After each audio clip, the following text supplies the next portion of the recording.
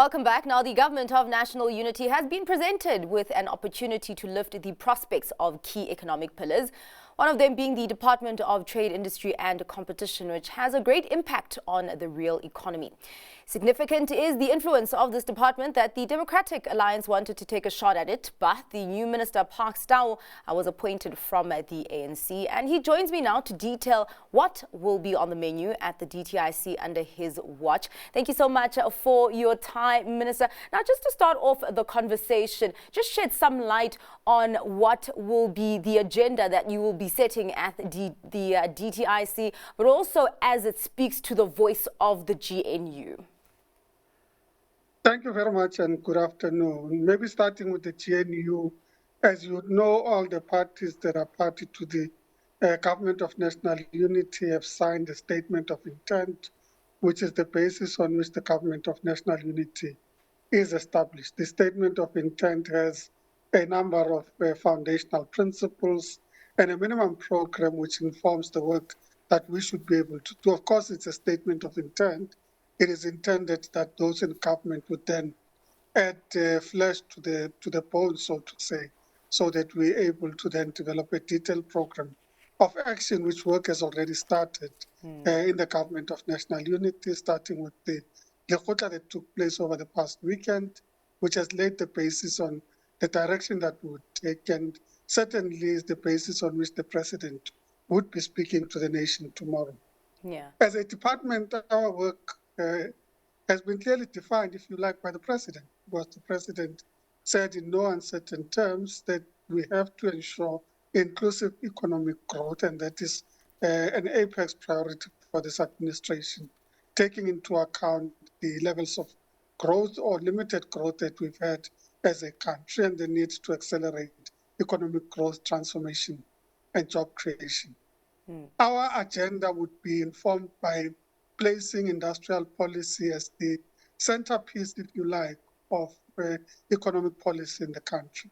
It is about ensuring that we drive programs of industrialization and reindustrialization, leveraging off the various instruments at our disposal and aggregating the capability that we have as an institution to drive that agenda of industrialization. And we're not just saying that we have to do it as a department, we have to do it in conjunction with other departments of government. Now, when talking about leveraging different instruments at our disposal, it is about looking at the sector programs that we have, the master plans, and saying at the back of these master plans, what incentives do we put in place? What trade instruments do we put in place to ensure that our products are able to reach foreign markets? What export support programs do we put in place? And indeed, what do we do from a financing point of view to ensure that we're able to support the master plans and sectoral programs that we would be driving? So it's about aggregating our efforts and ensuring that we're able to coordinate more, including deliberately ensuring that we have a localization plan in relation to one in the private sector on key industries that we support and subsidize. And we've been using the automotive sector as an example, that we're able to ensure that there's a minimum content of local products that constitute part of what is produced in the sector. Similarly, from a government point of view, we have to be investing massive amounts in critical infrastructure at the back of Operation Vulindlela. How to ensure that those investments are also able to trickle back into the country and its economy, that we're able to localize the inputs into the investments that we make, and ensure that we're able to grow at the back of them. A second critical program relates to transformation. We said in our budget vote yesterday in Parliament that transformation indeed is an imperative. We need to ensure that there's equity in the country. But it's also an economic imperative. The reality is you need to broaden the base of your entrepreneurs as a country and ensure that all the people of this country with entrepreneurial aspirations and capabilities can become active contributors to the economy of this country. So transformation is a critical component, both for purposes of redress but also as an imperative for economic growth. Minister, I actually want to drill into, that localization drive, obviously as part of a broader economic inclusion. And how much muscle does the DTIC have to build there to ensure that all stakeholders are involved? Because this is a policy that some, have criticized, saying that it is too expensive and that it makes South Africa less competitive when you look at it from global terms. Well, you have to ask yourself, what's the price am I prepared to pay for poverty in this country? The reality is that we spend the bulk of this country's budget focusing on supporting vulnerable people on a social wage and social support programs. It's a significant investment. The question is, can we redirect some of those resources to being a productive investment that ensures that people are able to become economically active, and through that ensure that the enterprises that are built at the back of that are able to contribute to the resource base of the country, that the people that are employed would now be paying taxes. So it becomes a positive investment that we're making. But I emphasize the point that we don't start on the basis of we're going to regulate and cajole people and industry. I think that it should be a partnership between government and the private sector to say, what are the efforts that we have to make and what initiatives do we have to put in place? We're already investing significantly in the economy. We're investing through incentives that we have in the organization.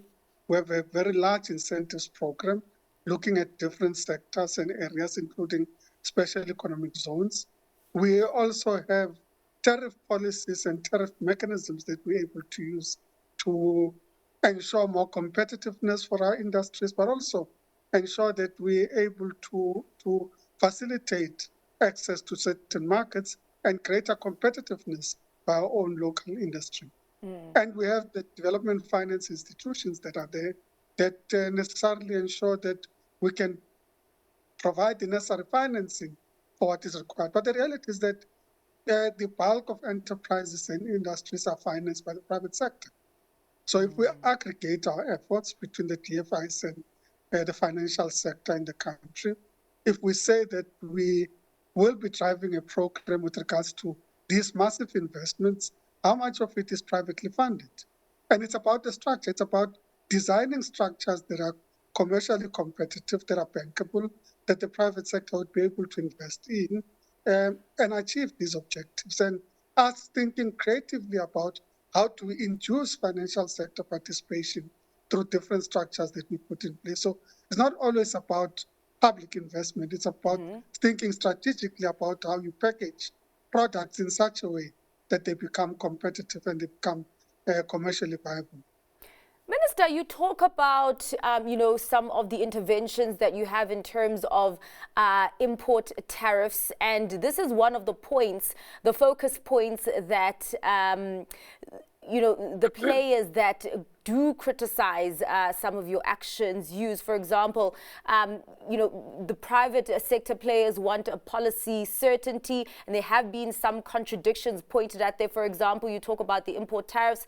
There is a new, imposition of an import tariff for imported solar panels, where a lot of people say, why do that in a country and a time in which we need as much renewable energy as possible, but also looking at South Africa, that very few players offer that service and that product? It is in the nature of public policy that you have to balance your objectives in as much as we're required to broaden or increase our electricity capacity. We equally need jobs. We equally need economic growth. We equally need revenue. So you need to balance all those and say, what is the best possible policy decision that I make that balances different objectives and competing needs in the country and in the economy? And I think that it's important that we always look at that balanced approach and say, what can we do? So if we are to, and let's say, using the example around tariffs with regards to solar. Firstly, it is about enabling that we are able to necessarily make our industries more competitive. And as I said earlier, it's a question of what price are you prepared to pay for employment and job creation in the country. And you're going to have to pay a price. Every country pays a price. The Chinese invest in creating incentives for their own industries so that they are competitive, so that they are able to sell these products into countries like South Africa. We have to decide on what price we're prepared to pay. Of course, we don't have the same type of muscle, so we have to be selective in the way in which we're able to invest those resources so that we maximize the benefit and output that we're able to get out of it. So it's that question, but it's also a question about tariffs are also about, because they are a form of revenue. You have to determine that what's going to come into your market, what is the revenue that you generate in terms of what's coming into your market and the scale at which it comes into your market. So if it comes in at a massive scale, how do you ensure that you're able to leverage in the interest of your country and in the interest of its economy? Yeah. So you kind of set a progressive taxation system linked to tariff formulation. And those are some of the considerations that we have to continuously have when we make these decisions. Yeah. Minister, another effort in the inclusion drive is the policy of economic redress through triple BEE. We are a long way away from the private sector ownership and management that is reflective of the environment that businesses operate under. What will you be working on to foster a culture of compliance? Firstly, it is about working with the private sector and stakeholders to ensure that we don't start on the basis of policing. We start on the basis of what the socio-economic objective is and how we as partners work together to achieve the socio-economic objectives. If indeed we all agree that it is an imperative that the economy of this country is transformed, how do we overcome some of the limitations? And those limitations range from underreporting. We have a significant problem of underreporting right now in compliance to broad-based Black economic empowerment. They range to non-compliance in certain instances, fronting by certain companies, and they range to problems around creating the necessary support mechanisms for broad-based Black economic empowerment. I always start by saying, when you talk broad-based Black economic empowerment, look at all the facets of what constitutes broad-based Black economic empowerment. There is an obligation to invest in skills in terms of the Broad-Based Black Economic Empowerment Act. But we're a country that's short of skills, yet you have resources that are generated to drive broad-based Black economic empowerment through skills, and you have reporting against those skills. So the question is, are we investing optimally in the skills that are being generated? Are we ensuring that the people that gain access to these skills have the skills that the economy needs in the respective sectors that we want to grow? So instead of us working in a disparate way between us and the private sector, can we consolidate our efforts and say, these are the resources at our disposal for skills development, and this is how we can optimally deploy these resources in the interest of the economy. The same applies to enterprise and supplier development. The reality is that very many enterprises participate at the back of enterprise and supplier development contributions by different measured entities and companies in the economy. How to ensure that these are gain access, meaningful access, get the necessary support and financing mechanisms so that they are able to grow at the back of this. Now, with underreporting, you are even unable to measure whether you're making progress in that regard. Now, I'm raising this because we spend a lot of time when talking broad-based Black economic empowerment, focusing on the equity component. How much shareholding do these people or individuals or companies have? And that's a necessary thing because equity and ownership is part of it. But it's not the only component of broad-based Black economic empowerment. And I believe that, in fact, you're likely to gain a lot more in enterprise and supplier development, in skills, in broadening the base of participants in broad-based Black economic empowerment. That's why it's broad-based, because it's creating opportunities across the board.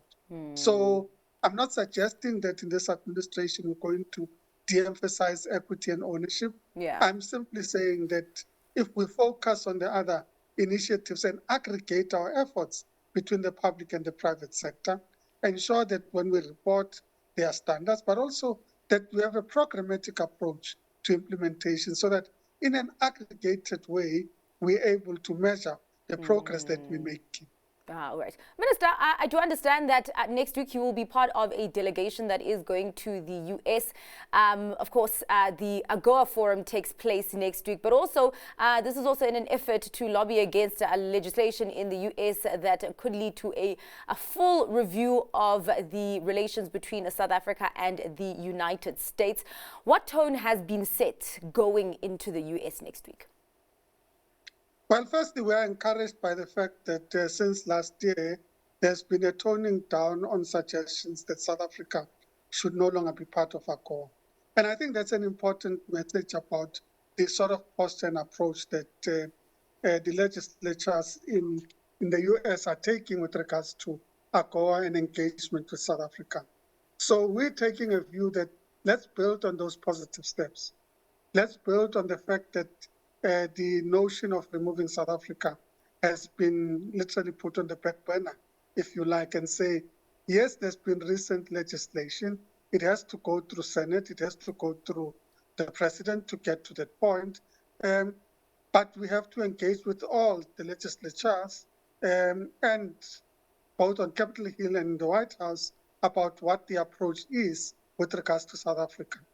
We are convinced that, in fact, we have a solid case, a trade case to make on behalf of South Africa and Africa. We think that a case needs to be made about the collective effort and benefit of working with South Africa within the context of the Africa Continental Free Trade Area and the fact that we are the largest market for US products on the African continent. So the reality is we become a springboard for entry into the African continent and should be able to work with US enterprises.